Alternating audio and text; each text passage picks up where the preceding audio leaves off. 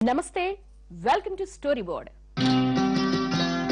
బ్రహ్మోత్సవం ఇది బ్రహ్మోత్సవం, బ్రహ్మాండ నాయకుని బ్రహ్మోత్సవం. బ్రహ్మోత్సవం సకల భక్త జనకోటిని తిరుమలలో ఏకం చేసే మహోత్సవం. వైకుంఠవాసుని వైభవాన్ని దిగదిగంతాలకు చాటే ఘనోత్సవం. కోనేటి రాయుడి దివ్య మంగళ స్వరూపాల్ని భక్తులు నిలువెల్లా కనులు చేసుకుని దర్శించుకునే దివ్యోత్సవం. శతాబ్దాలుగా శ్రీవారి వైభోగాన్ని వైశిష్ట్యాన్ని చాటుతున్న తిరుమల రాయుడి బ్రహ్మోత్సవాలు ప్రతిసారి నభూతో నభవిష్యత్ అన్నంత రంగరంగ వైభవంగా సాగుతాయి. తిరుమల ప్రపంచంలోనే అతిపెద్ద ఆధ్యాత్మిక క్షేత్రం. 7 కొండల మీద కొలువైన శ్రీనివాసుడిని కళ్లారా దర్శించేందుకు వేల మైళ్లు దాటి భక్తులు తరలివస్తారు. కోరిన కోర్కెలీడేర్చే కలియుగ మహాదైవ దర్శనానికి కాలినడకన కొండ ఎక్కి కోనేటి రాయుణ్ణి చేరుకుంటారు. ఎక్కడి నుంచి వచ్చినా ఎంత ప్రయాసపడినా ఒక్క క్షణం ఆ తిరుమలేసిని దర్శనమైతే చాలు. సకలం సర్వం మరచి భక్తి పారవస్యంలో మునిగిపోతారు. వెండి కొండపై కొలువుదీరిన కమలనాభుని దర్శనానికి గంటల తరబడి వేచి ఉన్న ఆ స్వామి గర్భగుడిలో అడుగుపెట్టగానే ఆ కష్టమంతా మైమర్చిపోతారు. నిలువెల్లా కనులు చేసుకుని స్వామి కోసం ఎదురు చూస్తారు. సర్వాంగ సుందరంగా అలంకరించుకున్న ఆ వెంకటేశ్వరుని దర్శనం కాగానే సకల భక్తకోటి అణువణువు పులకించిపోతారు.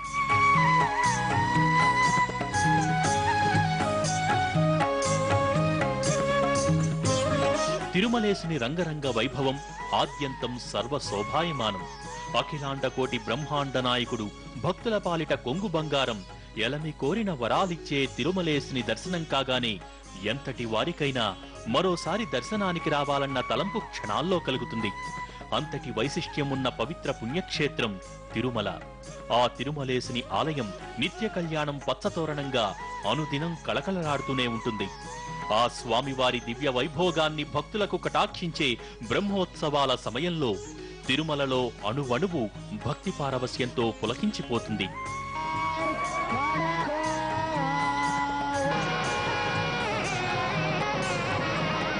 తిరుమల ప్రపంచంలోనే అత్యంత ప్రాచుర్యం పొందిన ఆధ్యాత్మిక క్షేత్రం.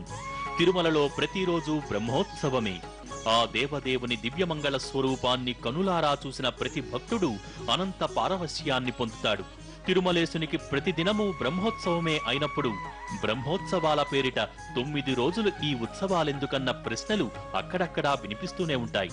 కానీ కమలనాభుని బ్రహ్మోత్సవాలకు ఎంతో వైశిష్ట్యముంది.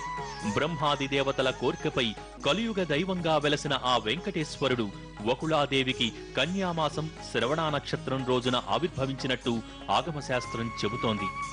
ఆ పుణ్యదినాన్ని పురస్కరించుకుని సాక్షాత్తు ఆ బ్రహ్మదేవుడే కోనేటి రాయనకి ఉత్సవాలు జరిపించాడట. అలా సృష్టికర్తైన బ్రహ్మే తిరుమలగిరి రాయుడికి తొలిసారి ఉత్సవాలు జరిపినట్టు భవిష్యోత్తర పురాణం పేర్కొంటోంది.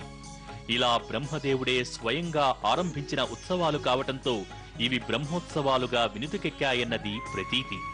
ఆగమోక్తంగా నిర్మించబడిన స్వామివారి యొక్క వాహనాల్లో దశావతార ఘట్టాలను స్ఫురింపజేసే సుందరమైన అలంకారాలతో భక్తుల కోసం స్వామివారు ప్రతిరోజు ఉదయం సాయంకాలం మాడవీధి ఉత్సవంగా వస్తారు. వెంకటేశునికి బ్రహ్మ చేసిన ఘనోత్సవం సప్తవర్ణ శోభితంగా కోనేటి రాయుడి దివ్యోత్సవమిది. నవాహ్నిక దీక్షతో నవబ్రహ్మలు నవదినాలు జరిపించే ఉత్సవాలు కావున వీటిని బ్రహ్మోత్సవాలంటారన్నది మరో ప్రతీతి. మరికొందరి వ్యాఖ్యల ప్రకారం ఈ బ్రహ్మోత్సవాలకు మరో నిర్వచనము ఉంది. అసలు ఈ ఉత్సవాలకు బ్రహ్మదేవుడికి సంబంధం లేదని, తిరుమలలో శ్రీనివాసుడికి జరిపించే అన్ని ఉత్సవాల కన్నా ఇవి చాలా పెద్ద ఎత్తున రంగరంగ వైభోగంగా జరిగే ఉత్సవాలు కాబట్టి వీటిని బ్రహ్మోత్సవాలంటారని ఆధునికుల భావన. పరబ్రహ్మస్వరూపుడైన శ్రీవారికి చేసే మహా ఉత్సవాలు కాబట్టి వీటిని బ్రహ్మోత్సవాలు అని పిలుస్తారని మరికొందరి అభిప్రాయం.